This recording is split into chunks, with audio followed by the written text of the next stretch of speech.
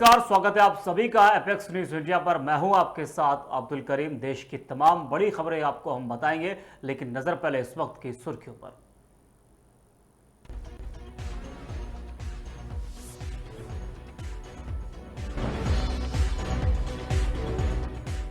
Aditya L1 launching का countdown शुरू। Mission model लेकर श्री वेंकटेश्वर मंदिर पहुंची इसरो वैज्ञानिकों की टीम। एक देश एक चुनाव को लेकर केंद्र ने बनाई कमेटी। कांग्रेस ने किया घेराव, कहा सरकार को अचानक क्यों पड़ी इसकी जरूरत। कल से शुरू होगी बीजेपी की परिवर्तन यात्रा। त्रिनेत्र गणेश मंदिर से जेपी नड्डा करेंगे शुरुआत। G20 शिखर सम्मेलन के दौरान खतरा। दिल्ली पंजाब में घूम रहे हैं 5 खालिस्तानी समर्थक। बिहार से पूर्व लोकसभा सांसद प्रभुनाथ सिंह को उम्र कैद। दोहरे हत्याकांड मामले में सुप्रीम कोर्ट ने किया सजा का ऐलान।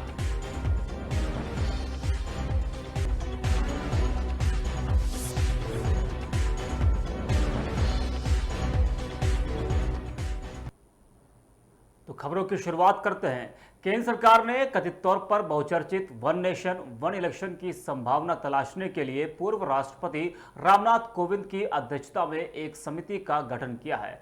यह फैसला सरकार द्वारा 18 से 22 सितंबर के बीच संसद का विशेष सत्र बुलाए जाने के ऐलान के एक दिन बाद आया है। जी हां, जिसका एजेंडा गुप्त रखा गया है। इस बीच भारतीय जनता पार्टी के राष्ट्रीय अध्यक्ष जेपी नड्डा शुक्रवार सुबह पूर्व राष्ट्रपति रामनाथ कोविंद से मिलने उनके आवास पहुंचे। वहां कुछ देर रुकने और पूर्व राष्ट्रपति से संक्षिप्त विचार विमर्श के बाद वह वहां से वापस लौट गए। आपको बता दें कि पिछले कुछ सालों में प्रधानमंत्री नरेंद्र मोदी ने लोकसभा और राज्य विधानसभाओं के चुनाव एक साथ कराने के विचार को आगे बढ़ाया है और इस पर विचार करने के लिए पूर्व राष्ट्रपति रामनाथ कोविंद को जिम्मेदारी सौंपने का निर्णय देश में चुनावी सुधारों को लेकर सरकार की गंभीरता को दर्शाता है। गौरतलब है कि आगामी नवंबर-दिसंबर में 5 राज्यों में विधानसभा चुनाव होने हैं और अगर सब कुछ कार्यक्रम के मुताबिक चला तो इसके बाद अगले साल मई-जून में लोकसभा चुनाव होंगे। तो वन नेशन वन इलेक्शन को लेकर अमित शाह ने पूर्व राष्ट्रपति रामनाथ कोविंद से मुलाकात की है और वन नेशन वन इलेक्शन को लेकर चर्चा की है।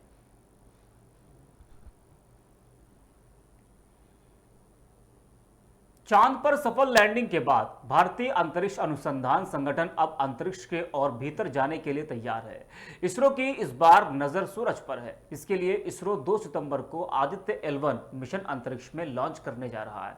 बता दें कि सूर्य के अध्ययन के लिए भारत के पहले स्पेस मिशन का काउंटडाउन आज शुक्रवार से शुरू होगा। इसरो के अध्यक्ष एस सोमनाथ ने जानकारी दी है। मीडिया रिपोर्ट्स की माने तो इसरो प्रमुख एस सोमनाथ ने कहा कि अंतरिक्ष एजेंसी देश के महत्वाकांक्षी सौर मिशन आदित्य L1 का 2 सितंबर होने वाले प्रक्षेपण के लिए तैयारी कर रही है और इसके प्रक्षेपण की उल्टी गिनती शुक्रवार से शुरू होगी।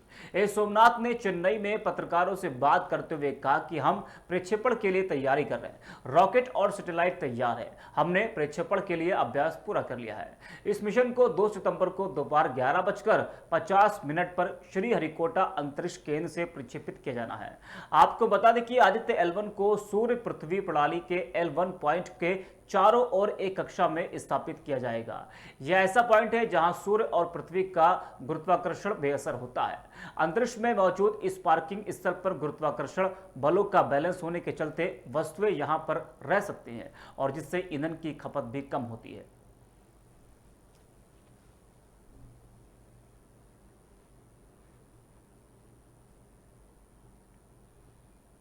हरियाणा के नूंह जिले में 31 जुलाई को झंडा चौक, अकबर चौक, नलहड़ मंदिर रोड और थाना साइबर क्राइम नूंह में तोड़फोड़ और आगजनी के आरोपी वसीम उर्फ टीटा को गिरफ्तार किया गया है।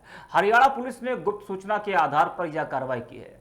नूंह पुलिस ने बताया कि 30 अगस्त को निरीक्षक अमित प्रभारी अपराध शाखा नूंह के नेतृत्व में गठित टीम को गुप्त सूचना मिली कि वसीम उर्फ टीटा पुत्र महमूद उर्फ अफीमी गांव फिरोजपुर नमक अपने भाई के साथ अपने गांव फिरोजपुर नमक आ रहा है। सूचना पर क्राइम ब्रांच नू की टीम ने वसीम उर्फ टीटा को दबोच लिया। आरोपी के खिलाफ थाना शहर नू में केस दर्ज किया गया था। प्रारंभिक पूछताछ में आरोपी ने अपने अन्य साथियों के साथ मिलकर हिंसा में शामिल होने की बात कबूली है, जिसके बाद अब आरोपी को अदालत में पेश किया जाएगा। बता दें कि नू में ब्रजमंडल यात्रा के दौरान 31 जुलाई को हिंसा हुई थी और इस दौरान 6 लोगों की मौत हो गई थी। ब्रजमंडल यात्रा पर पथराव हुआ था और हिंसा के गुरुग्राम नू सोनीपत में धारा 144 लगानी पड़ी थी। फिलहाल पूरे मामले में 300 के करीब लोगों की गिरफ्तारी हुई है और 60 केस दर्ज किए गए हैं।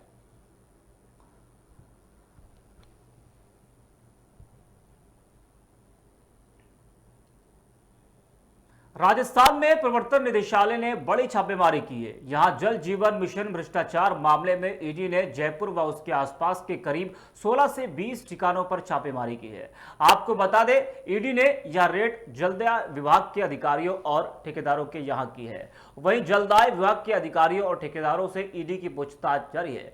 एजेंसी जयपुर के वैशाली नगर, शाहपुरा, विराटनगर, दूदू में पूछताछ कर रही है।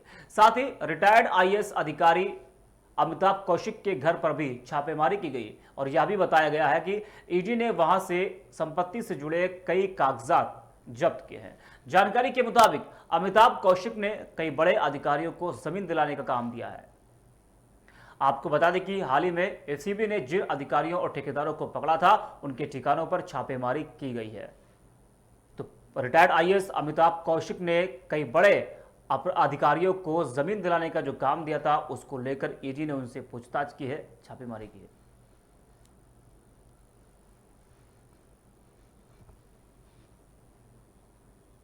सुप्रीम कोर्ट ने बिहार के राजनेता प्रभुनाथ सिंह को उम्र कैद की सजा सुनाई है। कोर्ट ने यह सजा 1995 के दोहरे हत्याकांड से जुड़े एक मामले में सुनाई है।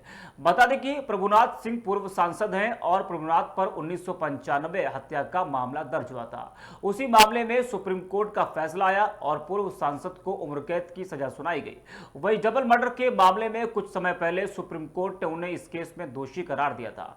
बता दें कि निचली अदालत और पटना हाईकोर्ट ने प्रभुनाथ सिंह को बरी करने के आदेश दिए थे, लेकिन सुप्रीम कोर्ट ने सिंह को दोषी ठहराया था। सजा की मात्रा पर दलीलें सुनने के बाद पीठ ने दोषी प्रभुनाथ को आजीवन कारावास की सजा सुनाई है।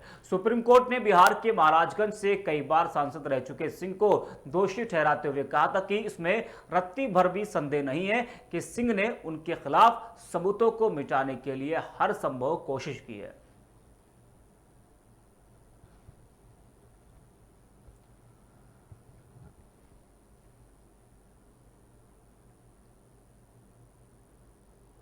यहां वक्त हो चला एक छोटे से ब्रेक का। ब्रेक के बाद जल्द हाजिर होंगे।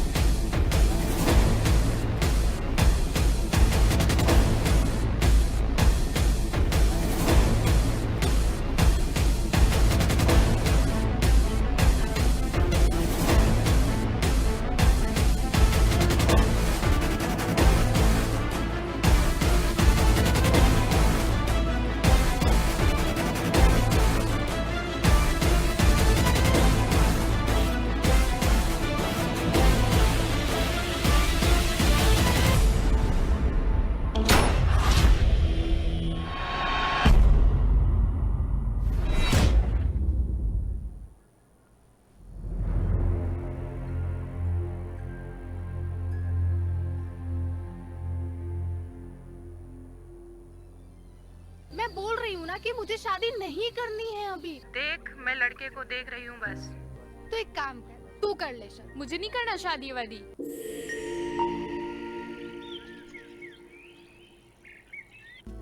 रीना, अमन,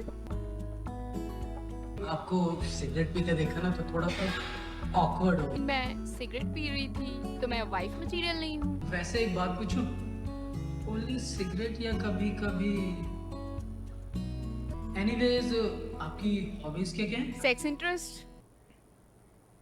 दिन भर तो मेरा खुद पर कंट्रोल रहता है, बट शाम शुरू होते होते ना शिकार ढूंढने लगते हैं। क्या बोला मम्मी ने? मना कर दिया ना उसने? उसने हाँ कर दिया है। क्या?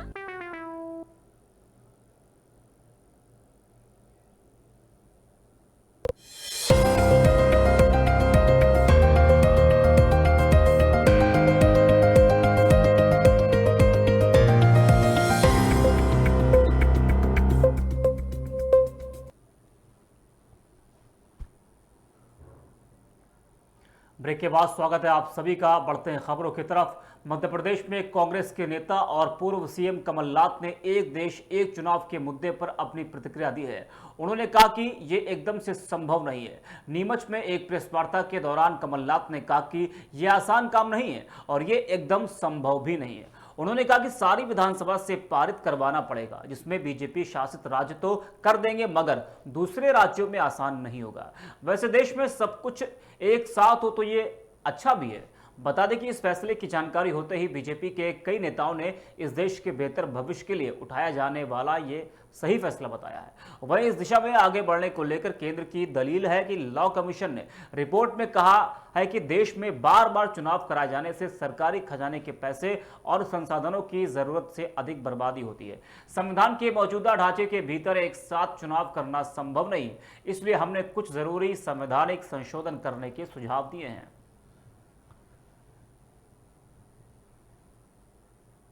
केवल संविधान में संशोधन राज्यसभा और लोकसभा में हो जाए उससे संभव नहीं, राज्यों को भी स्वीकृति देनी पड़ेगी।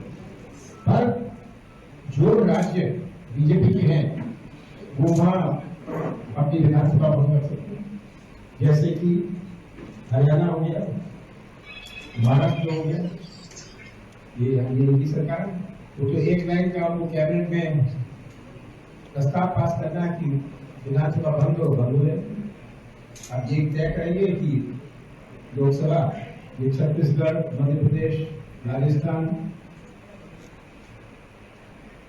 के साथ साथ लोकसभा चुनाव कराना चाहते हैं और कौन कौन से लोकसभा कराना चाहते हैं। पर पूरे प्रदेश में आप किसी विधानसभा का पीरियड काट दीजिए तो राज्य आप कैसे काट दो, ऐसे तो ना हो जाए। मणिपुर में बीते 4 महीनों से जारी हिंसा थमने का नाम नहीं ले रही। वहीं अब मणिपुर में जातीय संघर्ष की स्थिति को लेकर बॉक्सिंग स्टार एमसी मैरीकॉम ने चिंता जताते हुए केंद्रीय गृह मंत्री अमित शाह को पत्र लिखा है। मैरीकॉम ने अमित शाह से हस्तक्षेप की मांग की है और ताकि यह सुनिश्चित किया जा सके कि सुरक्षा बल दोनों संघर्षरत समूहों को मणिपुर के काम गांवों में घुसपैठ से रोके। जी हाँ, आपको बता दें कि गुरुवार को शाह को लिखे पत्र में उन्होंने कहा कि काम समुदाय मणिपुर की एक स्वदेशी जनजाति है और अल्पसंख्यकों में सबसे छोटी जनजाति में से एक है। ये बात कही है मैरीकॉम ने।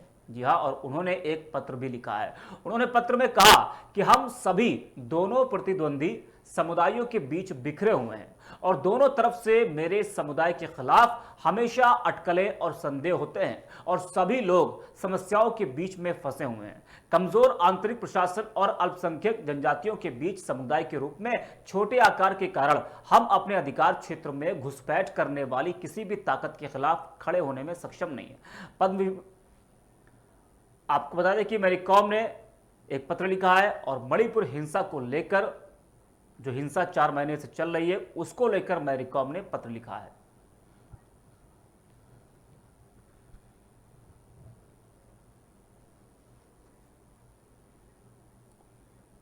विपक्षी दलों के गठबंधन Indian national development exclusive alliance यानी कि इंडिया की मुंबई में तीसरी बैठक जारी है, जो आज शाम को खत्म होगी। वहीं बैठक से पहले संभावना जताई जा रही थी कि इंडिया गठबंधन के लोगों और संयोजक को लेकर सहमति बन सकती है, लेकिन अब खबर आ रही कि लोगों आज जारी नहीं होगा। जी हाँ, जो लोगो जारी करने की बात हो रही थी वो लोगो आज जारी नहीं होगा। और इंडिया गठबंधन के संयोजक के नाम को लेकर अभी भी संशय कायम है। सूत्रों की माने तो इंडिया गठबंधन में शामिल ज्यादातर दल चाहते हैं कि पहले सीट शेयरिंग फार्मूले का खाका सामने रखा जाए। सीट बंटवारे पर सभी दलों के बीच आम सहमति बनने के बाद ही गठबंधन के लोगों और संयोजक के नाम के साथ आगे बढ़ा जाए। इंडिया ब्लॉक में शामिल राजनीतिक दलों ने इस मुद्दे पर कांग्रेस को अपना रुख स्पष्ट करने के लिए कहा है। बैठक में आम आदमी पार्टी और समाजवादी पार्टी और दूसरी पार्टियों के नेताओं ने सीट शेयरिंग को लेकर जल्दबाजी करने पर जोर दिया। तमाम पार्टियां कांग्रेस से उम्मीद कर रही हैं कि वह सबसे बड़ी विपक्षी पार्टी होने के नाते सीट बंटवारे को लेकर जल्द पहल करे। दरअसल कांग्रेस की नजर 5 राज्यों में होने वाले विधानसभा चुनावों पर है, ताकि नतीजों के आधार पर वह सीट शेयरिंग में अपनी ताकत बढ़ा सके।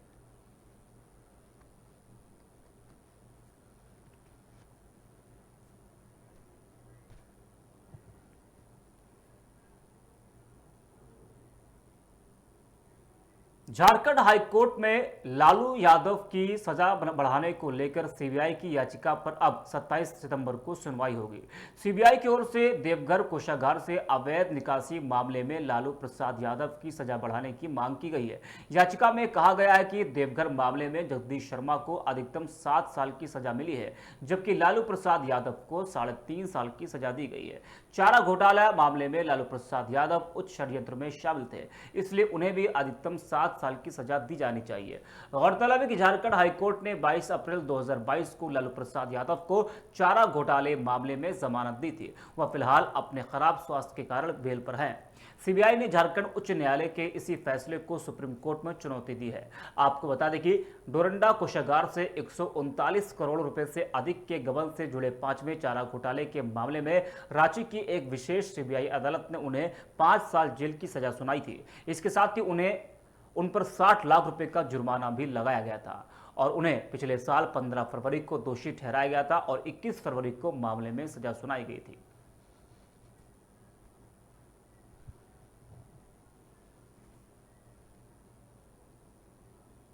वहीं राष्ट्रपति द्रौपदी मुर्मू ने नेहरू मेमोरियल संग्रहालय और पुस्तकालय का नाम बदलकर प्रधानमंत्री संग्रहालय करने को मंजूरी दे दी है। यह फैसला जून में ही ले लिया गया था और 15 अगस्त यानी कि स्वतंत्रता दिवस के दिन इसे लागू किया गया।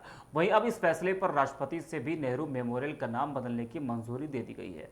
बता दें कि पीएम मोदी ने साल 2016 में ही एक प्रस्ताव रखा था कि नेहरू मेमोरियल में देश के सभी प्रधानमंत्रियों को समर्पित एक म्यूजियम का निर्माण किया जाएगा। उसी साल 25 नवंबर को NMML की 162वीं बैठक में इस प्रस्ताव को मंजूरी भी दी गई थी।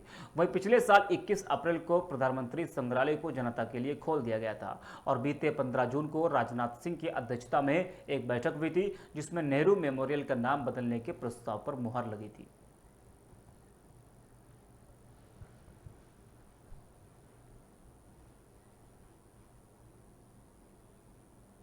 तो फिलहाल खबरों में बस इतना ही। देश और दुनिया की तमाम बड़ी खबरों के लिए आप लगातार बने रहिए एपेक्स न्यूज़ इंडिया के साथ।